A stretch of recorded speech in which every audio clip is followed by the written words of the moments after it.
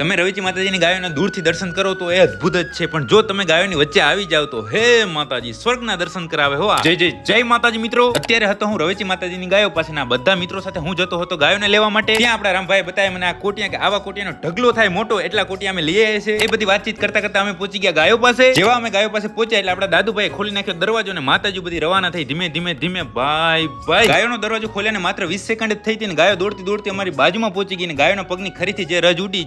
જય હો માતાજી સ્વર્ગના દર્શન કરાયો. અમારા પચાણભાઈ તો એવું કહે કે આ રજમાં માણસ ઉભો રહે ને એટલે એને કેન્સર મટી જાય. અમારે બધી વાતચીત ચાલુ હતી ને ગાયો બધી આરામથી જતી હતી ચરાવ ઉપર. ત્યાં મને દેખાણી આ એક અતિ સુંદર રૂપારી ગાય કે જેનું નામ હતું ફાહરી. આ ગાયો આપણી સામે આવતી તો ભલી લાગે છે પણ જાતી પણ એટલી જ ભલી લાગે. એટલામાં દેખાણી બીજી અતિ રૂપારી ગાય કે જેનું નામ હતું ફૂદડી. હવે થોડી રજ ઉડવાનું થયું ઓછું ને ગાયોની લાંબી લાઈન મને દેખાણી. આમાં એક ગાય વ્યાઈ ગયેલી પણ હતી ને એને પોતાના બચ્ચાના રક્ષણ માટે ખૂંખાર સિંહણનું સ્વરૂપ ધારણ કર્યું હતું. હવે બધી જ ગાયો નીણ ઉપર આવી ગઈ હતી ને આરામથી ખાવા માંડી હતી. તો પણ ગાયો તમને બરાબર દેખાડવા માટે હું ચડી ગયો આ ટ્રેક્ટર ઉપર. અને હવે તમે જુઓ એકદમ આરામથી બધી જ ગાયો આવતી તો સુંદર લાગે છે પણ ચરતી તો અતિ સુંદર લાગે. થોડી વાર રહી ફરી આપણા મિત્રો સાથે અમે ગયા ગાયોની વચ્ચે. ત્યાં અમને દેખાણી આ ભલી ગાય અને એની અતિ ભલી વાછડી ભલી જો ને ભાઈ મોટા બાજીયાની છે. આ ગાયોમાં આટો મારી અમે પહોંચી ગયા માતાજીના થડે. અહીં આપણા મિત્રોએ મને બતાવ્યો મોટો કોટિયાનો ઢગલો કે જેમાં અલગ અલગ ઘણા બધા પ્રકારના સુંદર કોટિયા હતા. આ બધા કોટિયા ધીમે ધીમે બધી ગાયોને બાંધી નાખવાનું છે એવી વાત કરી પચાણભાઈ. તો ભલે મિત્રો હવે આજનો દિવસ પૂરો, આજનો વ્લોગ પૂરો. તમે લાઈક કમેન્ટ શેર કરવાનું ના ભૂલતા. જય માતાજી.